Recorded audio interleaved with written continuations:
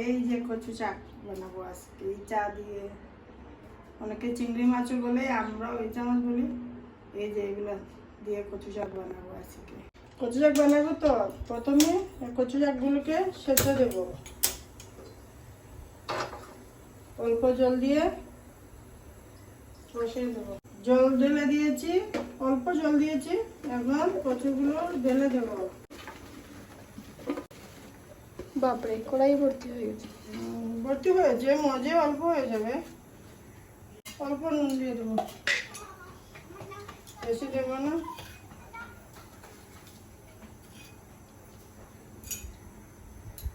এই যে এখন ঢেকে দিয়ে দেবো।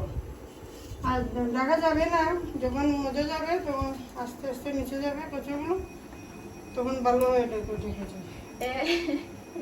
এটা কি ধরনের ঢাকা? কচু না, অনেক হ্যাঁ অনেক কচু না, দেখা যাবে না।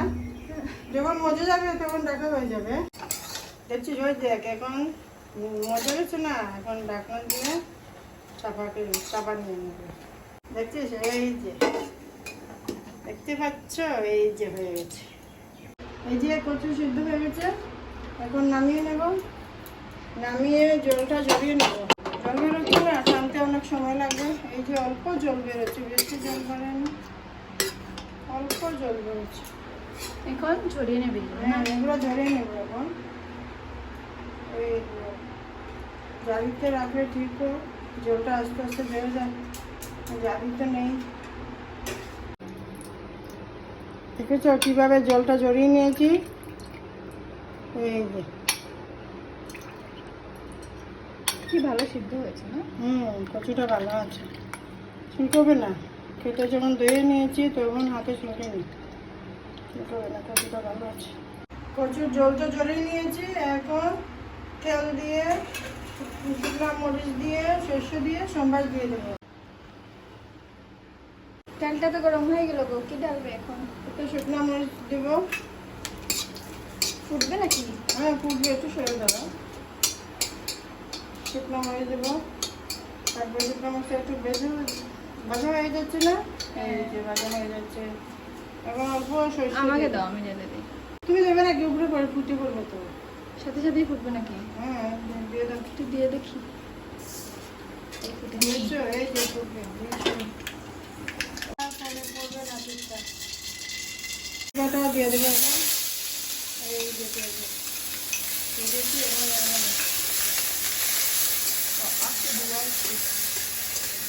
একটু বেজে নেব। নাই পাতা বন্ধ করবে না,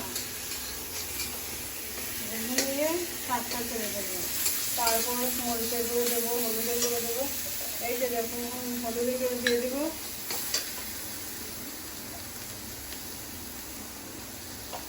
মরিচের গুঁড়ো দিয়ে দিলাম। এই যে মশলাগুলো ভাজা হয়ে গেছে, এই যে দেখছো। এই যে এখন কচুগুলো দিয়ে দেবো। এই যে দেখছো, এই যেভাবে নাড়তে থাকবে, মশলাটা মিশে যাবে।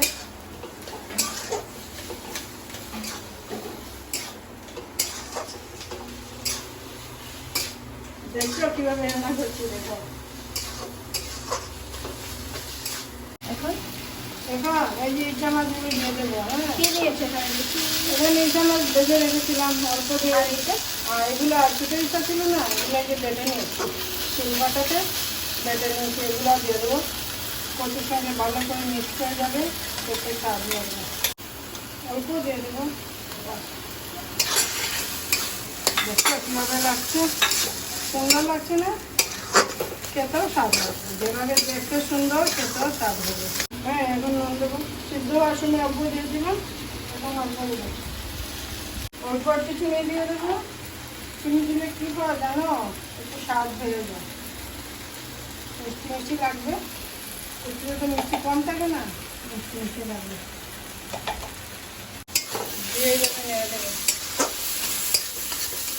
কচু শাক যত টানাবে তত স্বাদ হবে। জলগুলো শুকিয়ে গেলে কচু, তাই নাকি? কচু জলগুলো শুকিয়ে গেলে তারপরে স্বাদ হয়। আচ্ছা, কচু কি শুধু ইটা মাছ দিয়ে বানায় নাকি? না, চিংড়ি মাছ না দিয়ে? মাছের মাথা দিয়ে বানানো যায়, মাছ দিয়ে ইচা মাছ দিয়ে বানানো যায়, মাছের মাথা দিয়ে বানাবে। তারপর যারা নিরামিষ না ওরা চানা মটর ভাজা করে, শিম বেশি ভাজা করে ওটাকে দিয়ে দিলে খাবে। অনেকেরা ইচা বলে, অনেকেরা চিংড়ি বলে। হ্যাঁ, অনেকে চিংড়ি বলে, কেউ কেউ ইচা মাছ বলে। আমি ইচা মাছ বলি, যার যেটা পছন্দ করে। অনেকে অনেক নাম দিয়ে থাকে। এই যে ভাজা হয়ে গেছে, এখন নামিয়ে নেব।